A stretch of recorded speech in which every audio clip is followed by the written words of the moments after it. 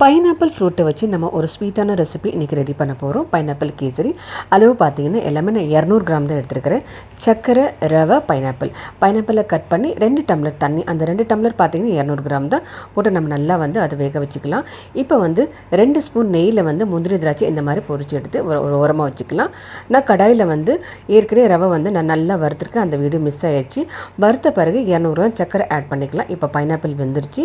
இதை நம்ம ரவையில் ஆட் பண்ணிவிட்டு லோ ஃப்ளேமில் நம்ம நல்லா குக் பண்ணிகிட்டே இருக்க போகிறோம். வாசனைக்கு ஒரு ஏலக்காய் தட்டி போட்டுக்கலாம். இதே மாதிரி மிக்ஸ் பண்ணிகிட்டே இருக்கணும். இப்போ கலருக்காக நான் பாலில் கொஞ்சோண்டு கேசர் போட்டிருந்தேன். அதை இதில் ஆட் பண்ணிக்கலாம். 2 ஸ்பூன் நெய் திரும்ப நான் ஆட் பண்ண போகிறேன். நல்லா கைவிடாமல் மிக்ஸ் பண்ணிகிட்டே இருக்க போகிறோம். ஒரு 2 மினிட்ஸ் கழித்து நம்ம முந்திரி திராட்சை பொரிச்சு வச்சுருக்கோம், கார்னிஷிங்கு அதை மேலே ஆட் பண்ணிக்கலாம். நல்ல கலர் வந்துருச்சு பாருங்கள். ஸ்டவ் ஆஃப் பண்ணிவிட்டு நம்ம பிளேட்டிங் பண்ணிவிட்டு சுட்டு சர்வ் பண்ணுங்கள்.